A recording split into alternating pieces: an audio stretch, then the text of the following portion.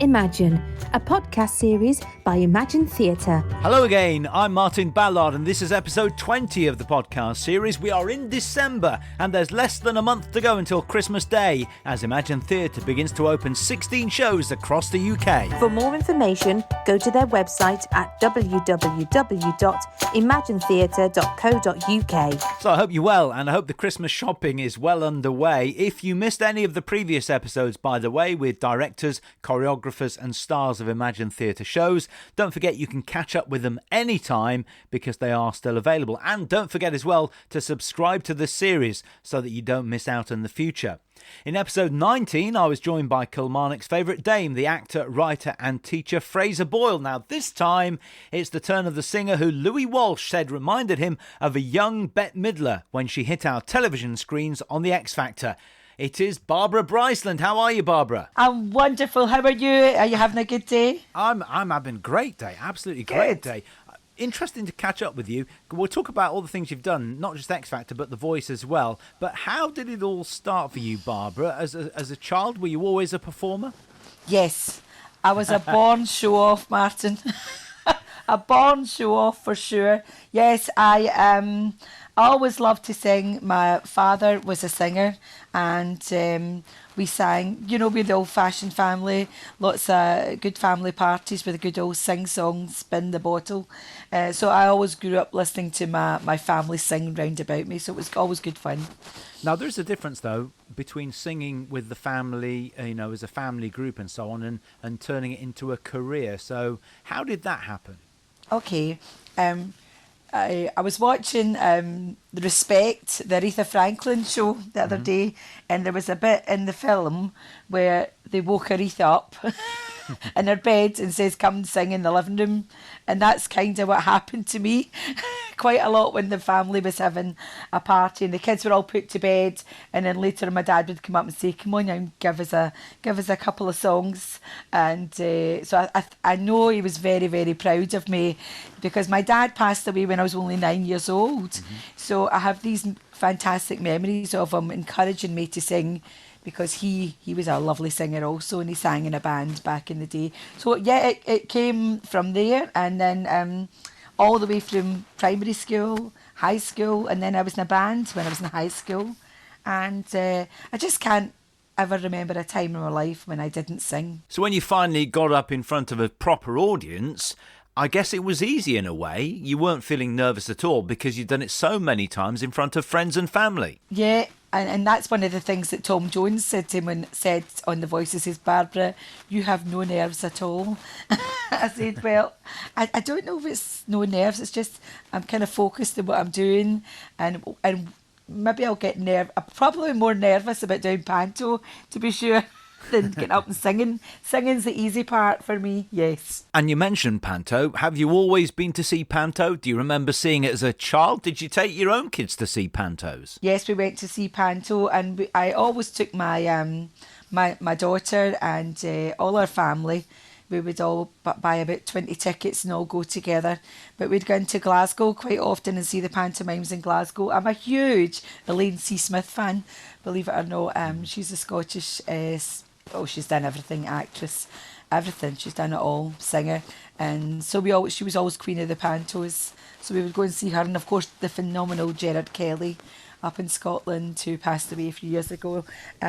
So definitely, Christmas was not Christmas without panto in our family. So until recent years, you hadn't actually done panto. I wonder whether you watched it as a child or later on with Elaine C. Smith starring and thinking, one day I want to do that. Did you ever think you'd ever do panto? You know, I kind of dreamed about it a little bit. But I've always been such a busy singer. I've always been so busy and then for some reason I sent a little message to Imagine Theatre, and I said, because they were going to start doing a pantomime in my hometown, and I thought, oh wow, I wonder if I could play just a wee part in that. If they would be interested in having me. And I sent a little message on saying, would you be interested in using me? And I got a response, and that's how I got in. But over the years, a lot of my friends had said, and family have said, you should do panto because you're a wee bit crazy and you're outgoing and, you know, very, never really grew up, to be honest.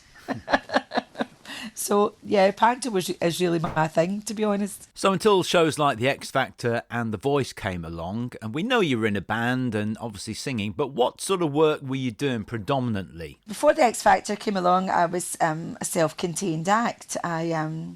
Years ago, I went in for a singing competition, and I won it, and I got a whole bunch of cash, and I immediately went out and bought a PA system, a better PA system than the one I had.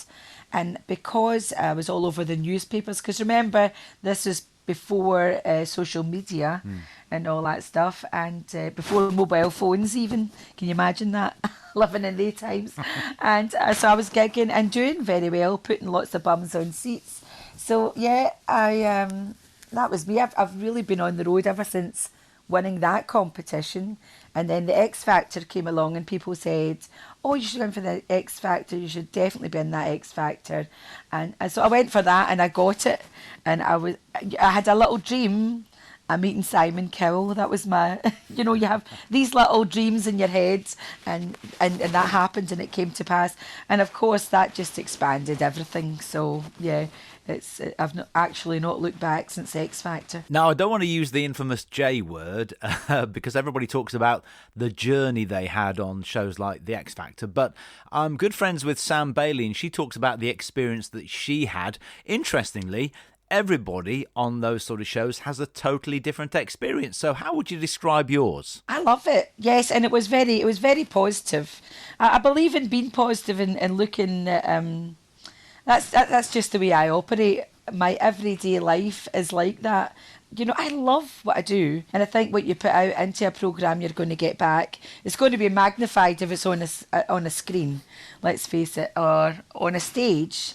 If you're really happy to be there and giving it your all, you're only going to get positivity back, I think. So for me, it was just a dream come true, honestly, X Factor. I had the dream and it happened. It was great. And presumably that opened up whole new opportunities for you. It was like an open door. Like I said, Martin, before I was well known in the gigging scene, especially in Scotland. People who would go to see live singers would probably know who I was. They would say, oh, Barbara Bryceland, I know her. And so I was always kind of putting bums on seats. So when I went in for the television thing, it was just to give me another fresh platform that I could expand again. Probably got a lot more corporate work from that and doing that, and just expanded everything again. But I was already a very, very busy worker, and I always was pretty good at management. I always managed myself.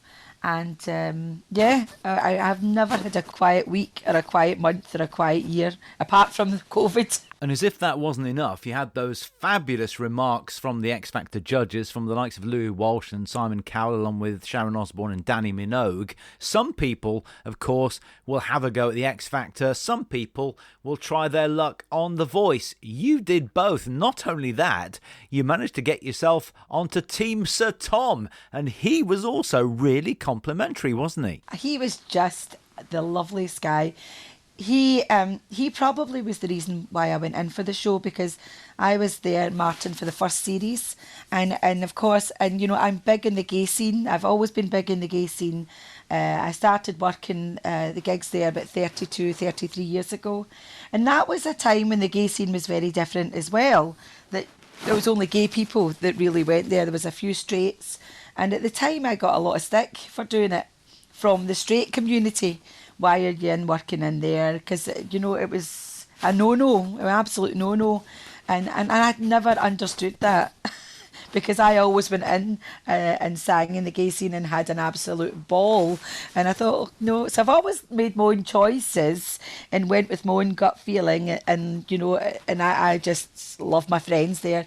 And have done ever since. And you mentioned Aretha Franklin earlier. So Tom Jones likened you to Aretha Franklin. That's the ultimate compliment, isn't it? It is. I was blown away. I was absolutely blown away. He is. That was the point I was going to say. So when it was my gay friends that says, Barbara, you need to go in for The Voice because they don't get to see you. Because I did all this in my 40s. I'd been gigging full on for 20-something years.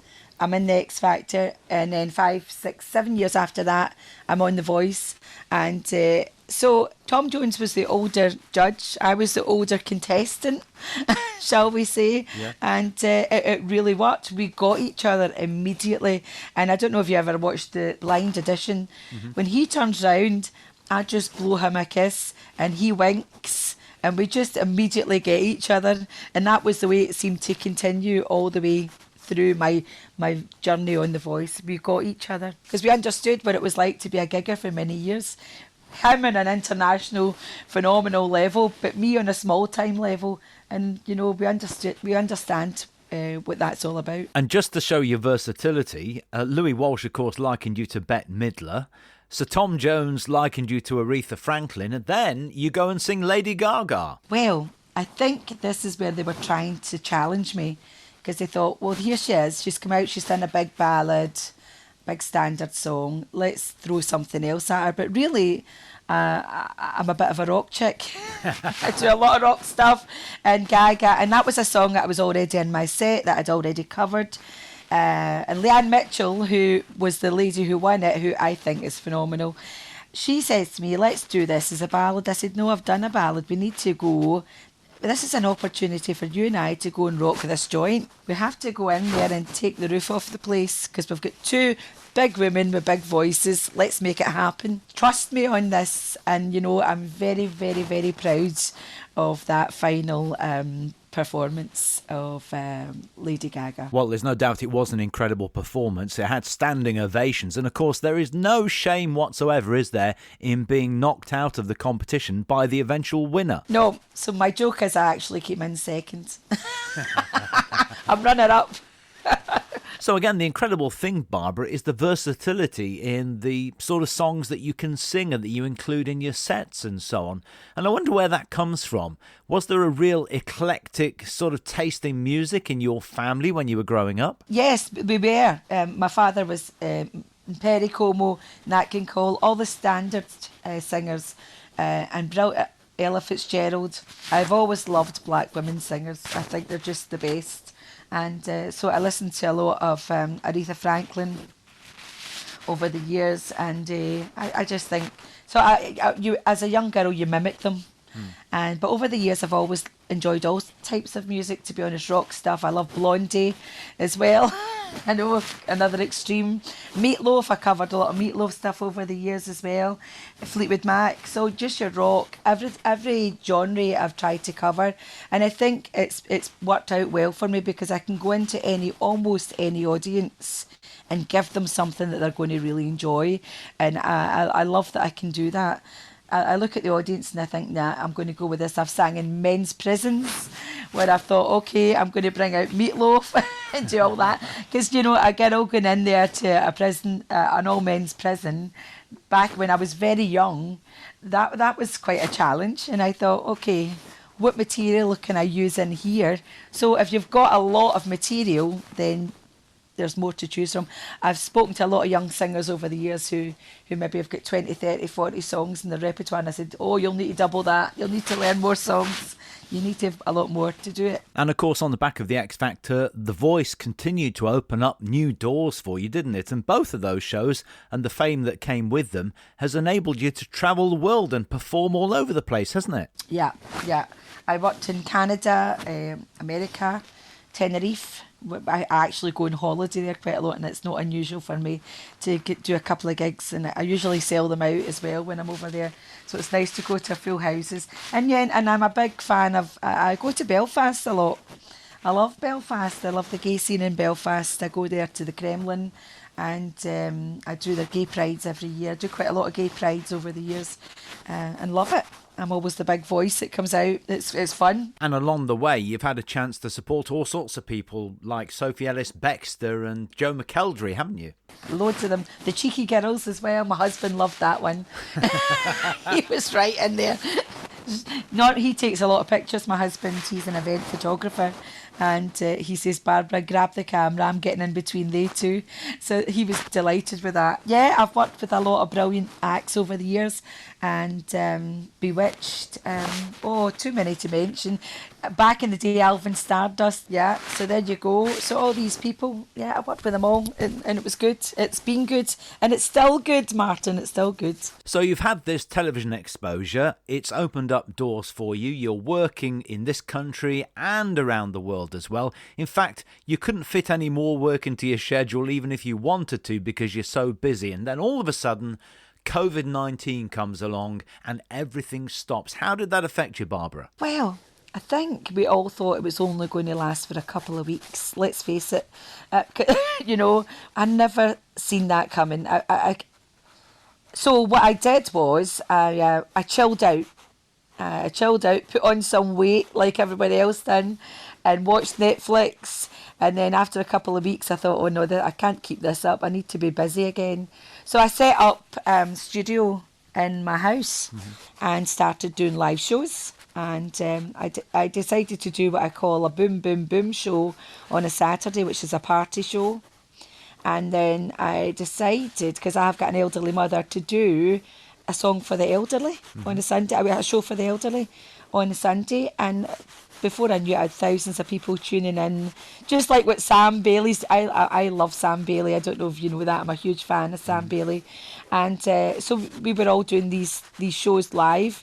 And then we actually started to expand our audience again. And people who couldn't remember you from TV, and then started saying, oh, who's this girl? So it's been good to go back out and gig. And these people are saying, oh, we watched you every week online and it was brilliant, it was brilliant. So it was just another thing. But the actual pandemic itself was very difficult for so many people. And it got very emotional because, like a lot of people my age, we were looking after our elderly, and my mum took not well. She never got COVID, but she was ill throughout it. And it was an absolute huge worry because we couldn't get hold of doctors and nurses, and we're just petrified of her getting it. So there was extreme highs and extreme lows with the pandemic, I think, for everyone. I tell you what, I bet you have to pinch yourself sometimes if you look back to those early days when you first started gigging, and I wonder if you ever thought to yourself, one day I want to release an album. No. But you could never have imagined. You talked about no mobile phones or social media.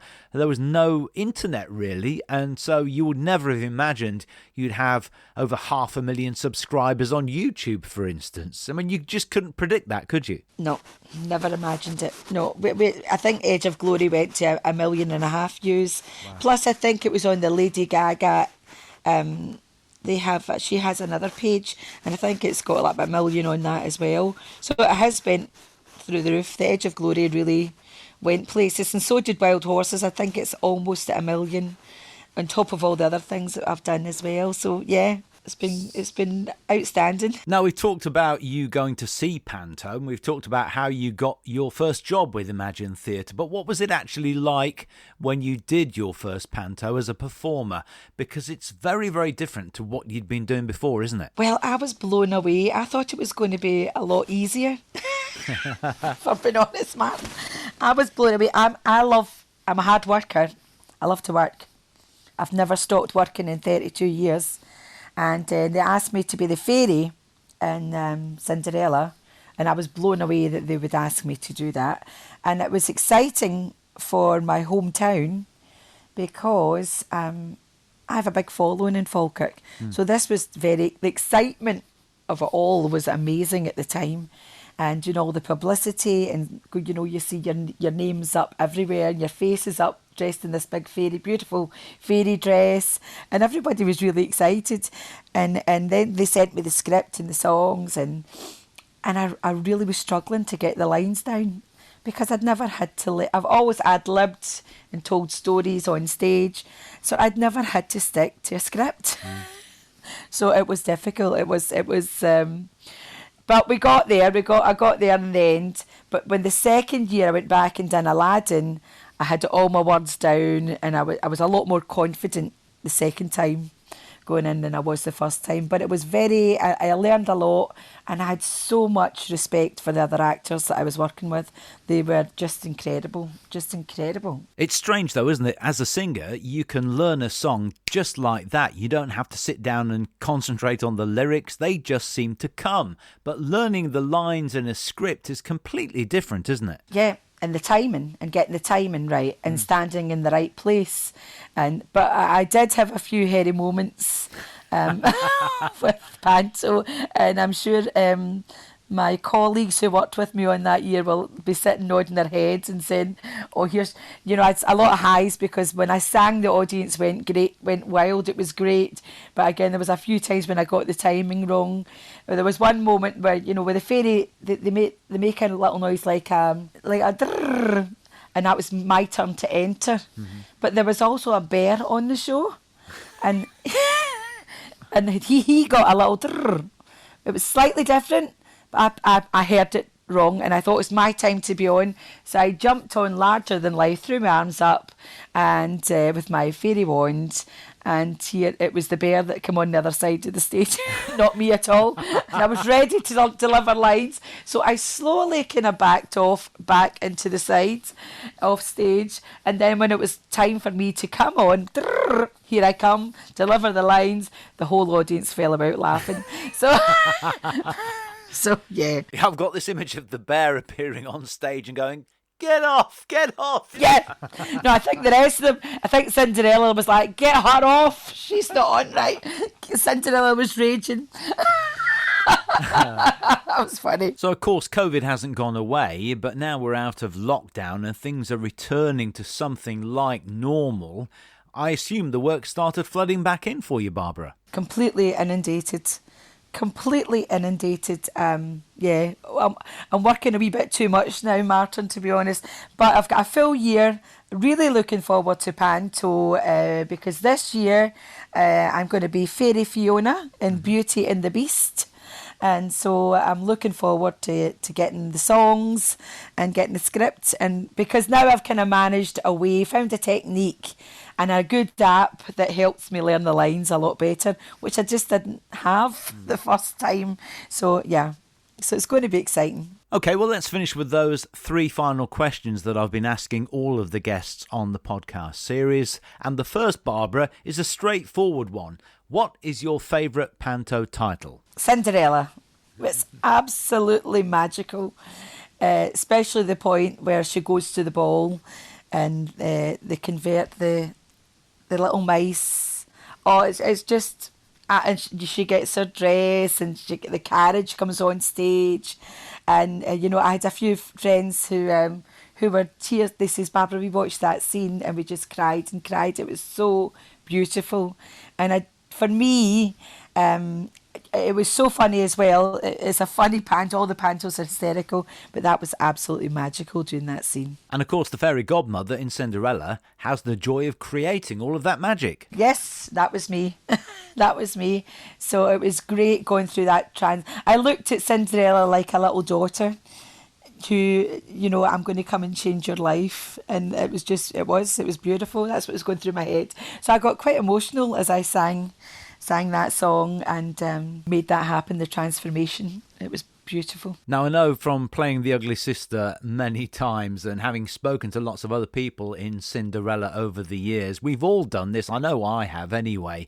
One of the joys is if you're not in that scene, and generally it's only just you and Cinderella, the Ugly Sisters might sneak into the wings, as I've done many, many times, just to be able to see the audience's reaction when that coach and horses takes off to take Cinderella to the ball. And of course, you're in a pole position to see that on centre stage. It's just incredible to see the reaction, isn't it? Oh my gosh, I just cried. It was very, very emotional. Especially, I know it sounds great, from a mother-daughter perspective, you would think, oh my gosh, if Cinderella was my daughter, yeah. You would want that. It was great. OK, the second question, and you've already hinted at one or two hairy moments there with line learning and things like that, but when was it not all right on the night for you, Barbara? Another time, I think my microphone went off, but I was singing. And so I have got a big Tom Jones voice. That's why him and I really got on. And it was the middle of my big song, and I just belted it right up the theatre. And I said to the sound guy after it, he says, Barbara, thank God you've got such a big voice. He says, because when the mic went off, you just carried that song, and you got, I think it was almost a standing ovation we got for after it, because they seen that it was a technical problem, and we just went with it, and it worked, and it just worked, and it was great. Yeah, so I've had that a few times, and I've had the thing with the bear, it was terrible. And there was another time I think I had in Cinderella again, and I came as the Wicked Witch. I was the Wicked Witch with a massive hood over my head, and the hood got stuck, and I couldn't strip it back to reveal my beautiful fairy dress underneath it. So yeah, it was a wee bit like the Madonna moment when they pulled on her hood and she went flying, only I didn't go flying. So yeah, there was a few things like that happened. And the final question, Barbara, is pretty straightforward again. You know, we've heard about different people from different parts of the entertainment business coming together to be in pantos together. We've talked about the families all going to see panto, but why is panto so special for you? It's memories, and it's family memories. And the most important thing in our lives is our families. For me, it is right across the board. And to take them and have these memories and have this Christmas time together, I think it's... last year was not the same because we never had it. And that's the thing, that people come up to me time and time again and says, I'm going to take all the family, Barbara. We're taking all the family to see it. We're taking all the family. So it's lovely to see people who, your friends who would come to the gigs and come to the shows and the events that you perform at. But you have them with all the grandkids there and making a big noise. And I love it. And I also love it for the when the school kids come as well. That is really... that's really hysterical. I think that's important. So how strange was it for you last year? Because normally in the middle of a panto run with Christmas and Hogmanay and everything going on, instead you were sitting at home twiddling your fingers and thumbs and wondering when this was going to end. It was strange. Last year was going to be... We can never forget last year. We've got to learn from all we went through from this pandemic. And I think it's a time to be joyous.